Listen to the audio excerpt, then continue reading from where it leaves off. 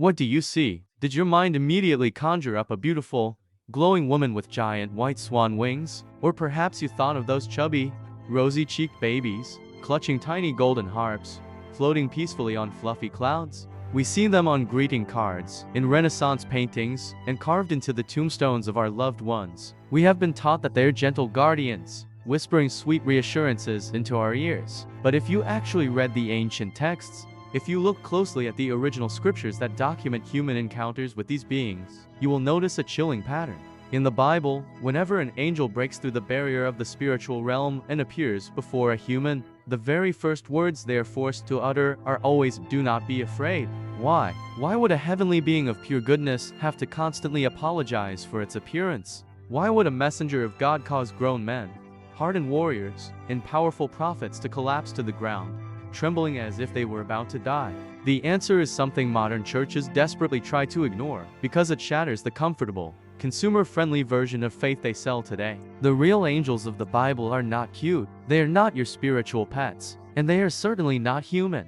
They are colossal, mind-bending cosmic entities wielding apocalyptic power. Their forms are so bizarre, so utterly terrifying, that they push the human mind to the absolute brink of insanity. Today, we are going to strip away centuries of fairy tales. We are opening the oldest, most unedited texts to look at the true faces of heaven's army. And once you understand what they truly are, your perspective on God, the spiritual realm, and your own life will be permanently altered. To understand how we got here, we have to look back at history. For centuries, pop culture and Renaissance artists like Raphael and Michelangelo actively domesticated angels. They took the terrifying descriptions from ancient Hebrew texts and watered them down, blending them with Greek mythology. Those chubby babies you think of, they aren't in the Bible. They are based on putty ancient pagan figures associated with Cupid and earthly desires. We pasted these mythological faces onto biblical angels to make the divine feel safe. We did this because the truth is profoundly uncomfortable. Modern humans crave a cozy, non-threatening faith. We want a universe that revolves around us, where God is merely a cosmic therapist and angels are his friendly nurses. But the ancient prophets knew better. They knew that stepping into the presence of the divine was like stepping into the core of a nuclear reactor. Let's look at the highest tier of the angelic hierarchy, the Seraphim. In the book of Isaiah, chapter 6, the prophet experiences a vision of the throne room of God. The creatures surrounding that throne are not beautiful women with bird wings. The word seraphim in ancient Hebrew literally translates to the burning ones. Isaiah describes colossal entities composed entirely of blazing, roaring fire. Each seraph has 6 wings. They use 2 wings to cover their feet, a symbol of extreme humility. They use 2 wings to fly, and most terrifyingly, they use 2 wings to shield their faces, because even these beings of pure fire cannot survive looking directly at the absolute, raw holiness of God. They do not sing gentle hymns. The sounds erupting from their forms are deafening, earth-shattering roars of holy, holy, holy, echoing with such violent acoustic force that Isaiah says the massive stone pillars of the temple shook, and the entire room filled with blinding smoke. When Isaiah saw this, his reaction was not to smile or feel a warm sense of peace. He thought he was a dead man. He cried out, "Woe to me! I am ruined, for I am a man of unclean lips, and my eyes have seen the King." Imagine standing before a towering pillar of living plasma, its face hidden behind wings of flame, vibrating with such power that the earth quakes beneath you. That is a seraph, and it is only the beginning. If the seraphim are terrifying, diving into the book of Ezekiel introduces us to something that sounds like it belongs in a cosmic horror story, the cherubim. Erase the image of a fat baby with a bow and arrow from your mind forever. In biblical lore, cherubim are the ultimate enforcers. When Adam and Eve were cast out of the Garden of Eden, God didn't put a wooden fence at the entrance. He stationed cherubim, wielding a flaming sword flashing furiously in every direction, to violently guard the tree of life. The prophet Ezekiel gives us a detailed, agonizing description of them. He describes massive beings with fur wings. Beneath their wings, they have what looks like human hands, but their bodies are a horrifying hybrid of creatures. Each cherub does not have one face, it has 4. On the front, the face of a man. On the right, the face of a lion. On the left, the face of an ox. And on the back, the face of an eagle. These represent the ultimate domains of earthly creation, humanity, wild beasts, domesticated animals, and the birds of the sky. They do not turn when they move, because they face all directions simultaneously. They move like flashes of lightning, instantly snapping from one point in space to another. And the sound of their wings, Ezekiel describes it not as the flutter of a bird, but like the roar of rushing, massive floodwaters. Like the voice of the Almighty Himself. When the ancient Israelites built the Ark of the Covenant, God commanded them to place the golden cherubim on the lid, known as the mercy seat. This wasn't meant to be decorative. It was a warning. The space between those terrifying figures was where the raw presence of God would dwell. To look inside it, or to touch it without authorization, meant instant death. They were the sentinels of the deadly holy. But right beside these four-faced, lightning-fast entities is an angelic order that completely short-circuits human logic. The Ophanim, often translated as the wheels, the Ophanim do not have wings. They do not have faces. They don't have bodies at all. Ezekiel describes them as gigantic, interlocking wheels, a wheel intersecting a wheel at a 90-degree angle, glowing with the color of polished beryl, emitting a blinding, radiant light. In the most chilling detail, the massive rims of these interlocking rings are entirely covered in thousands of unblinking eyes. Wherever the cherubim go, these giant, eye-covered wheels follow. They do not fly through the air like birds. They rotate and shift, carrying the throne of God through the cosmos. Do you realize what Ezekiel is describing here? This is not earthly biology. This is the frantic attempt of a human brain from antiquity trying to process a multi-dimensional object entering a three-dimensional space. Imagine a fourth-dimensional entity intersecting with our reality. We wouldn't be able to comprehend its full shape.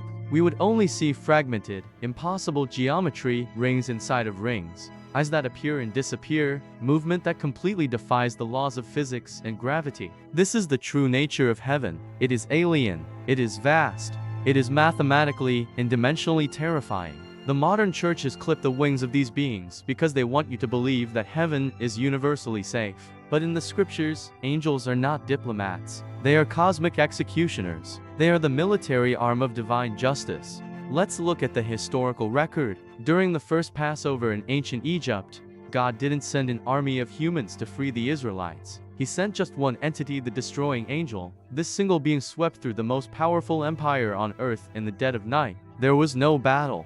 There was no resistance. Just the silent, unstoppable passing of death, leaving tens of thousands of Egyptian firstborns lifeless by morning. Or consider the time of King David, recorded in 1 Chronicles chapter 21. Because of a transgression, a plague was sent upon Israel. But it wasn't just a microscopic virus. When King David looked up at the sky, he saw an angel suspended midair between heaven and earth, holding a massive, drawn sword stretched out over the city of Jerusalem. The sight was so incomprehensibly dreadful that David, a hardened warrior who had slain giants and entire armies, instantly fell face down in the dirt, terrified for his life. In the second book of Kings, when the unstoppable Assyrian army, boasting 185,000 elite, heavily armed soldiers, surrounded Jerusalem to burn it to the ground, the king prayed. That night, heaven didn't negotiate. One single angel descended into the enemy camp, just one.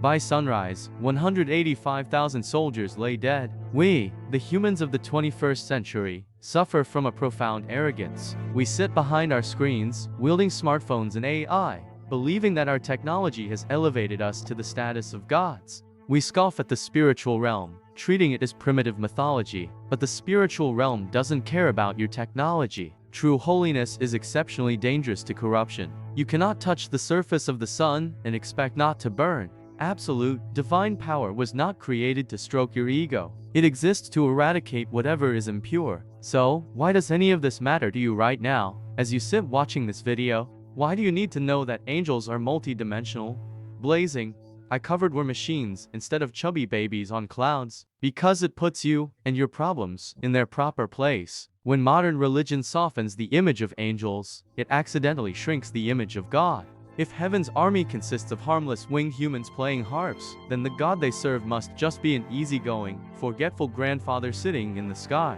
But if angels, creatures so powerful that a single swing of their sword can wipe out an entire empire, beings made of raging fire and impossible geometry, if these cosmic terrors must still cover their faces and bow trembling before the throne of God, then how magnificently infinite, how terrifyingly supreme must the creator of the universe be? The truth about angels was never meant to make you live in paranoid terror. It was recorded to give you back something that our modern, cynical world has completely lost: awe. The ancient proverb says, the fear of the Lord is the beginning of wisdom.